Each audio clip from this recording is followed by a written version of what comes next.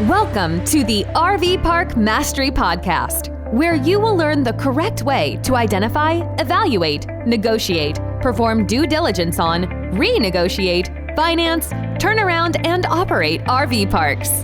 And now, here is your host, the fifth largest owner of RV and mobile home parks in the U.S., Frank Rolfe. Wages keep spiraling up in America right now. We have the minimum wage going up significantly here now in 2024. You're having to compete with all other forms of employers every time you get somebody on the payroll. And then you have to fight to keep them on the payroll as they get other offers coming in as we become a nation where no one really wants to work.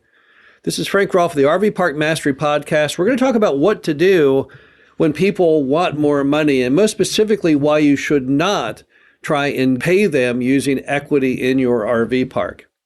So let's first start by talking for a moment what's going on in America. You have a workforce that ever since COVID has become of this new mindset that working is kind of optional. So you have people who are just kind of giving up on work. I don't know what they're doing, living with relatives or working in the gig economy of driving for Uber occasionally. I'm not really sure.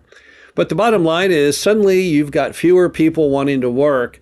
And as the economy reopened coming out of COVID, people needed workers, but yet many weren't ready to go back to work. They decided they were just going to sit this lifetime out and not do it anymore.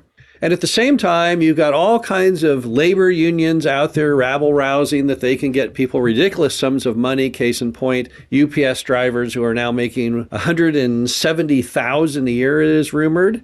And even the UAW, who then campaigned, the head of the UAW campaigned that he could deliver to all those auto working folks the same package the UPS was getting. And he failed miserably. But this very attitude has gotten strange. Millennials right now claim that the minimum amount they would have to get in a job to make it worthwhile for them to get up and go to work is $80,000 a year. So against that insane backdrop of an American labor market comes the very reality you've got to have a manager in your RV park, and you have limitations on what you can pay them. So when someone comes to you and they say, look, I need more money, I want more money. If you don't give me more money, I'm going to go get a job over there at Taco Bell. You have to respond with some kind of plan. And one mistake some RV park owners make is that they think, well, okay, here's what I'll do. I'll give them equity in the business. That therefore the people will show up, they'll do a great job because they are a part owner. They're no longer just an employee, they're a partner in the enterprise. And that has always proven historically to be an extremely bad idea. Now, why is that not a good thing to do? Well, the first thing is you typically burn through managers on a consistent basis because being an RV park manager is not something that everyone is cut out for. You have to wear a lot of hats, you have to have a lot of skills. You have to be part of the day a people person, part of the day a doing things with your hands person, a part of the day a numbers person. And not everyone is that well-rounded. And the problem is if you pay people in equity, what do you do when you lose them? That's the first big roadblock is, okay, you could give them equity in the RV park, but then what happens when you fire them? What happens when you catch them embezzling or whatever? So you say, oh, okay, well, you're out the door, but yet they still have the equity in your business. So the simple fact that you turn people over on a regular basis pretty much precludes this concept of giving them equity. But there's even bigger problems. So most of your RV park managers, they don't think like you do. You put together the deal to buy the RV park. You contributed the capital that you earned fair and square. You got the loan together. You've got the whole big picture going on. But that's not them. They're just worker bees. They just like to work, but they're not entrepreneurial by nature. And as a result, they don't think long term. So you may buy the RV park, you may do all these wonderful things with it because you know you'd love to build a business that you can leave to future generations. You love to build equity and wealth in that business, but they just think short term. They just think today. They think about this coming weekend. And when you trade people equity instead of current wages, what you're basically doing is you're only going to appeal to those who have a really long-term interest in the business, and most people just don't. So you're thinking it's important to them because it's important to you. But in fact, it's not really important to them at all. So they would trade, a mountain of money years into the future for a tiny, tiny amount right now up front in cash. So it's not a very good motivating factor is the problem. It is to you. You think it's highly motivating, But to them, it's no big deal. So as a result, it's not really going to work well long term. Also, you invite a whole new wave of litigation when you start giving equity to an RV park manager. Because now you have to worry about not only litigation from your customers, litigation potentially from a manager, but now the litigation from a partner, someone internal to your group. They could sue you for any number of reasons, claiming you did a bad job, claiming that they could have done better, claiming you bad actions damaged their future value in the RV park, any number of things they could trump up.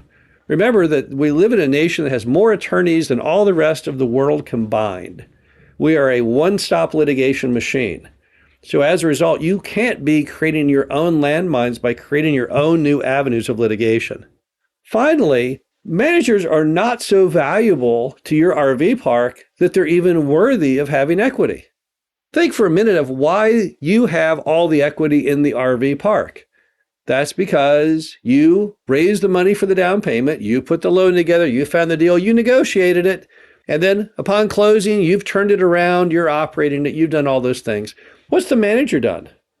Let's compare that. The manager may answer the phone, interact with the customer. Is that the same? Is that on the same level? Do you really need the manager for that business to succeed? I can tell you right now, the answer is no. RV park managers can go through cycles of having weak managers, and yet they still persevere, they still survive. They just replace that bad manager and replace them with a better one. The business doesn't fold, it doesn't collapse. If you look at a restaurant, for example, the manager is key. If the manager doesn't buy good quality food ingredients, and if they don't manage the cooks and the service personnel, they keep the restaurant tidy and are able to survive the inspector who comes by doing the health and safety violation checks, then the business could go completely out almost immediately. It happens in America every day. Restaurants have the highest failure rate of any business. And that's because it's so hard to survive with a bad employee. They can literally tank your entire business. But that's not the case with an RV park. People come to your RV park, most importantly, because they're there to park their RV in that location. That's the big thing. Now, the minor things are important. It could lead to negative social media reviews. It could make that customer leave early or never come back if such things as it's not clean and maintenance and just a general attitude when they check in. But it's not to say that the manager can destroy it all, because they're not there for the manager. The manager is just a sidebar item.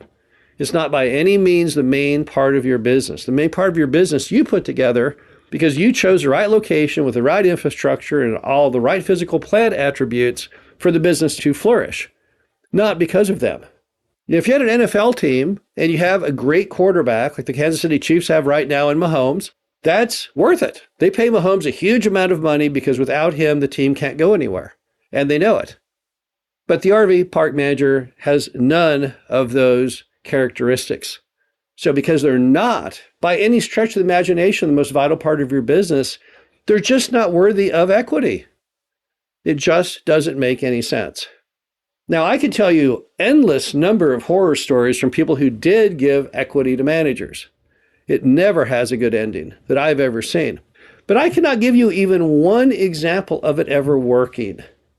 And to me, that's a very troubling trend. I wouldn't want to do something that all of the other RV park owners before me had tried and failed with. I wouldn't want to repeat what they did.